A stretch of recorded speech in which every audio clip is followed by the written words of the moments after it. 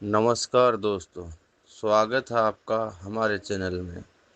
आज आपके लिए एक बार फिर से एक नई कहानी लेकर आए हैं। उसे आप ज़रूर सुनना। कहानी का शीर्षक है कर्मों की दौलत। एक राजा था जिसने अपने राज्य में क्रूरता से बहुत सी दौलत इकट्ठा करके आबादी से बाहर जंगल में एक सुनसान जगह पर बनाए तहखाने में सारे खजाने को खुफिया तौर पर छुपा दिया था। खजाने की सिर्फ दो चाबियां थीं। एक चाबी राजा के पास और एक उसके खास मंत्री के पास थी। इन दोनों के अलावा किसी को भी उस खुफिया खजाने का राज मालूम न था। एक रोज किसी को बताए बगैर राजा अकेला अपने खजाने को देखने निकला। तहखाने का दरवाज़ा खोलकर अंदर दाखिल हो गया और अपने खजाने को देख देख कर खुश हो रहा था।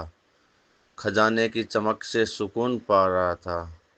उसी वक्त मंत्री भी उस इलाके से निकला और उसने देखा कि खजाने का दरवाज़ा खुला है।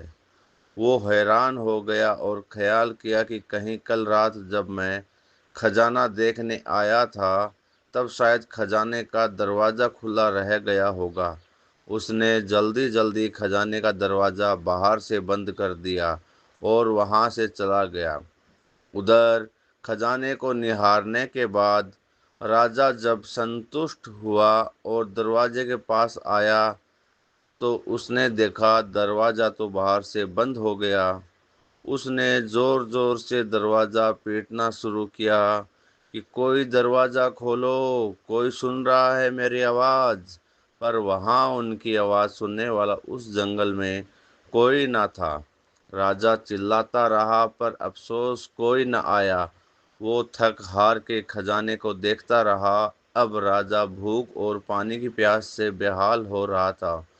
पागलों सा हो गया। वो रेंगता रेंगता हीरो के संदूक के पास गया और बोला, ए दुनिया के नायाब हीरो, मुझे एक गिलास पानी दे दो।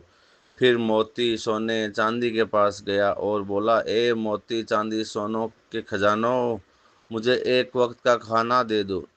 राजा को ऐसा लगा कि हीरे मोती उसे बोल रहे हों कि तेरी सारी जिंदगी की कमाई तुझे एक गिलास पानी और एक समय का खाना नहीं दे सकती। राजा भूख से बेहोश होकर गिर गया। जब राजा को होश आया तो सारे मोती हीरे बिखेर के दीवार के पास अपना बिस्तर बनाया और उस पर लेट गया। वो दुनिया को एक संदेश देना चाहता था लेकिन उसके पास कागज और कलम नहीं था। राजा ने पत्थर से अपनी उंगली फोड़ी और बहते हुए खून से दीवार पर कुछ लिख दिया। उधर मंत्री और पूरी सेना लापता राजा को ढूंढते रहे पर बहुत दिनों तक राजा ना मिला। तो मंत्री राजा के खजाने को देखने आया। उसने देखा कि राजा हीरे जवाहरात के बिस्तर पर मरा पड़ा है और उसकी लाश को कीड़े मकोड़े खा रहे थे। राजा ने दीवार पर खून से लिखा हुआ था, ये सारी दौलत एक घूंट पानी और एक निवाला नहीं दे सकी। यही अंतिम सच है। आखिरी समय आपके साथ आपके कर्मों की दौलत जाएगी। चाहे आप कितनी बेईमानी से हीरे पैसा सोना चांदी इकट्ठा कर लो, सब यहीं रह जाएगा। इसीलिए जो जीवन आपको प्रभु ने उपहार स्वरूप दिया है उसमें अच्छे कर्म लोगों की भलाई के काम में कीजिए, बिना किसी स्वार्थ के, और अर्जित कीजिए अच्छे कर्मों की अनमोल दौलत जो आपके सदैव काम आएगी।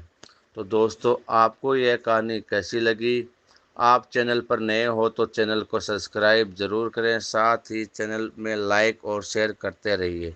धन्यवाद।